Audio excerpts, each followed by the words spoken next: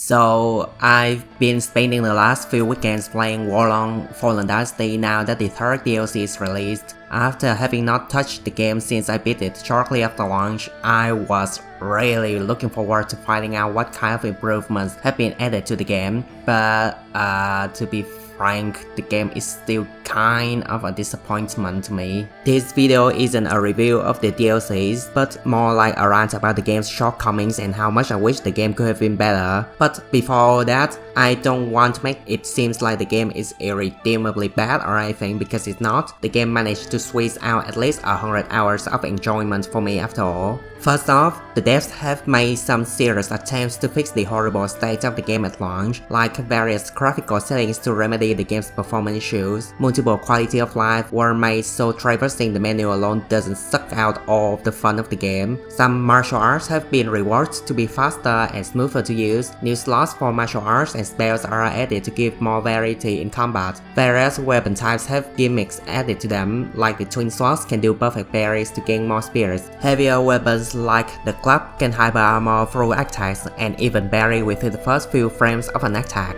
This alone makes most of the weapons not totally useless now, and honestly a very damn good improvement. However, even all the quality of life improvements in the world cannot make the game more than just okay, especially when the DLCs are really lacking to say the least. A lot of the base game's issues are still very much present, like the AI, while aggressive is still balls to the wall stupid at parts.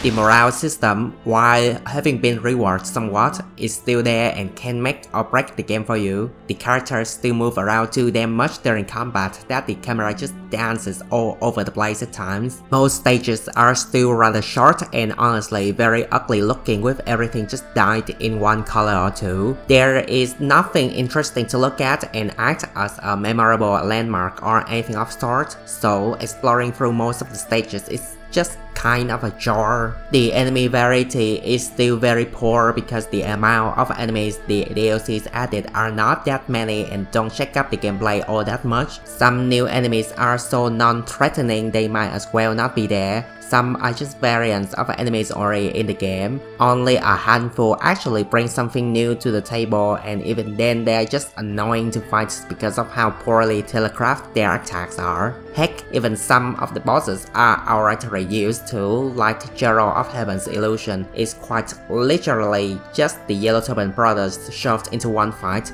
The final submission boss is just an upgraded version of the fucking monkey you fought in the second stage. Like, why? Speaking of bosses, I think the DLCs suffer badly from power creep issue regarding the new ones. Some of the best bosses in the base game, like Zhang Liu and Lobu, are bosses who are aggressive and relentless in their attacks, but still have clear openings in their attack chains that you could take advantage of. Those openings give the fight a very good sense of back and forth between you and the boss and make the fights difficult but fair. Then for some reason the devs thought the base game was too easy and just overtuned the hell out of the bosses in the second DLC. Gunning is way too tanky for a guy who is half naked, and despite his tankiness, he attacks extremely fast and non-stop too, which just gives the fight a very oppressive feel to it because barely anything you do seems to phase him. Then comes Taishatsu, who is just way worse than Gunning. He isn't quite as tanky as Gunning, but his weapon has longer reach, his attacks hit a lot more times in a row, and he has multiple fake outs to his attacking patterns. Then, when he finishes his barrage of slashes and allow you to get in, he just fucks off and snipes you from afar. I mean, the fight is cool to look at, but doing the fighting yourself is just very unfun because it's very hard to tell when it's finally your turn. And then comes demonic Taishatsu, who takes everything annoying from his human fight, adds in a second fight and shit tons more particle effects, and it's just why the devs so hell-bent on formatting so much particle effects on the screen anyway? It's not pretty, it's distracting, and it obscures some of the attacks when there are too many particles at once, which is very apparent in the Yuan fight in DLC 3. All it does is make my recording cost way too much space. This 2-minute fight with Dongjua alone costs 1.3GB. What the fuck? Finally, the endgame content is just really lacking even with all the DLCs. Each new difficulty unlocks a new tier for your equipment, so your own gear from previous difficulty could get outdated very quickly. Except not really, because the new tier just changes one gear slot to a more upgraded version, which only grants a rather small bonus and can be somewhat ignorable until you have the full set of the new tier gear, at which the differences finally stack up enough to be noticeable. But then the drop rate for the new tier gear is not only low, but the gear list is also just way too littered with so many things that you could finish a new difficulty and still don't see even one piece of the gear that you need.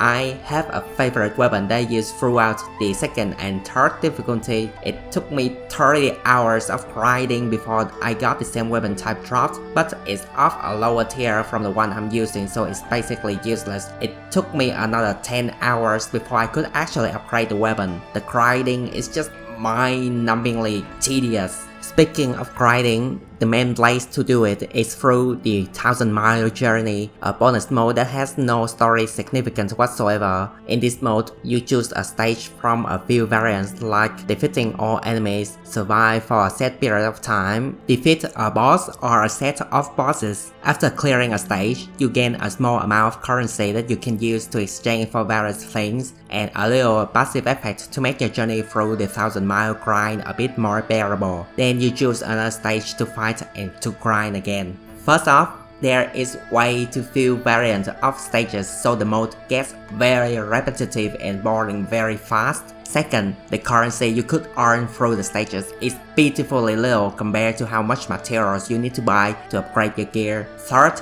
at some point, the game gives you the option to start the journey from very beginning and disabling checkpoints so that if you die, you need to start from square one, or in exchange of higher drop rate of rare gears. The thing is, at the beginning of the mode, enemies only drop gear of tier from the third difficulty, so in order to be able to see the final tier, you need to go through at least 100 stages before the enemies start dropping them. So again, it's just a very mind-numbingly tedious grind, and the grind isn't even worth it because at that point you already see what the game has in store for you 100 times over, and you basically keep on playing because you still want to play and not because the game has something else new for you. I like the game, I really do. I forced myself to play through the game back when my computer still has massive issues just running it because I thought the combat is really fun. It's very fast paced, everything flows into each other extremely smoothly, and being able to parry absolutely everything and anything is just